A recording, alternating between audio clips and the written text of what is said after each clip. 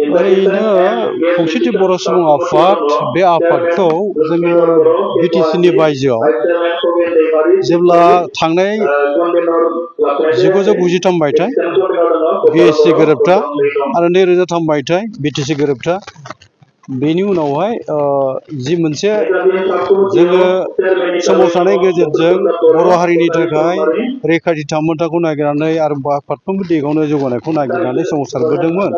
नाथाय बे मोननै गोरोबथाजों जों जेबो मोननो हायाखैमोन।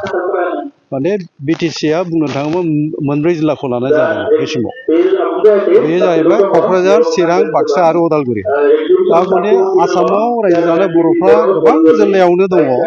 दा बेनि थाखाय जों सानबाय थाबोदोंमोन मानोना जोंनि थांखिया आलादा रायजो बड'लेण्ड दाबिया जोंनि सेथि दाबिमोन आरो बेजों लोगोसे नैथि दाबि दंमोन जोंहा बुरलुंबुथुर दैमानि खोला सेरफाङाव थानाय बर'फोरनो मोनसे नीलाचल समाज डिस्ट्रिक्ट काउन्सिल दानाय आरो कार्बि आंलं बर'फोरखौ हाजोआरि ट्राइबेलजों गनायथि मोनो। दा बे मोनथाम राजखान्थि दाबिखौ लानानै दुलाराय बर' फरायसा आफादा बर'फोरनि दैदेननायाव सोमावसारनायखौ जागायनानै बर'फ्रा सोमावसारनायनि जि मोनसे लामा बे लामाजों सान्थि सोरजिदोंमोन। दा बेनि गेजेरजों जाय गोरोबथाफोरखौ खालामनाय जादों बे गोरोबथाजों जोंनि मिजिंफोर हप्स एन्ड एसपिरेसनफ्रा फुलफिल खालामजायाखैमोन। ओंखायनो जोङो गोबां साननायनि गेजेरजों आगुनि मावथिफोर बिदिनो बर' फरायसा आफादाव थानाय आरो बिएलटिआव थानाय एनडिबिआव थानाय बर' थुनलाइ आफादाव खामानि मावनाय गोदान दैदेनगिरिफोरजों सम सम बिटिसि बायजोनि जेसेबां दैदेनगिरिफोर दं जों रायज्लायबोबाय थादोंमोन। बे रायज्लायनायनि गेजेरजों जोङो मोनसे गरन्थ'आव फैनो हादोंमोन आरो थांनाय 2013 मायथाइयाव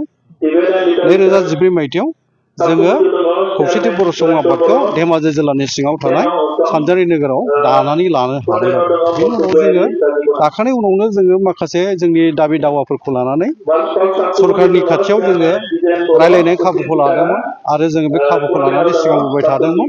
दा बे सिगांबोनायनि गेजेरजों जोङो सोमावसारनाय आरो जोंनि मोनसे दाबिखौ लानानै आवगायनाय बियो थांनाय कंग्रेस सरकारनि समावनो जेब्ला तरुन गगैआ आसामनि गिबि मन्थ्रिमोन बे समावनो जोङो बर' कालचारेल अट'नमास काउन्सिलखौ मोननाय लामा फैखाबायमोन।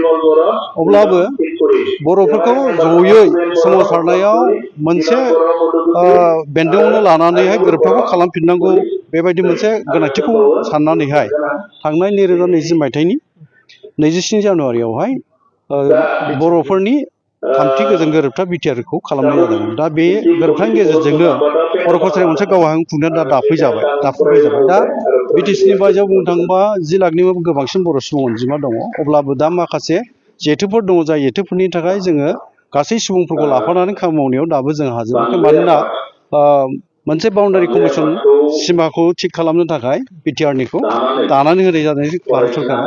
बे सनितपुर आरो बिश्वनाथनि बर'फोरखौ दा लाफानो हायाखै आरो दा मोनसे गोदान जेंना फैदों गवालपारा आरो साउथ कामरुप जिल्ला बे मोननै जिल्लानिखौ राभा हासं अट'नमास काउन्सिलखौ 6 सिडुलाव लांनायनि मोनसे सरकारा थांखि लानानै बेनि थांखिखौ दिल्लीनो गथायहरबाय। दा बेफोरखौ लानानै माखासे खामानि मावनो गोनां दं जाय खामानिफोरखौ जों मावजोबनो हायाखै। ओंखायनो दिनैसिमबो बर' कालचारेल अट'नमास काउन्सिला बुंनो थाङोबा गामिया फोसावजायाखै आरो जों बियाब दानो हायाखै आरो बिसायख'थिनो थांनो हायाखै जायनि जाहोनाव जों रांखौ एसेल' मोननाय जायो।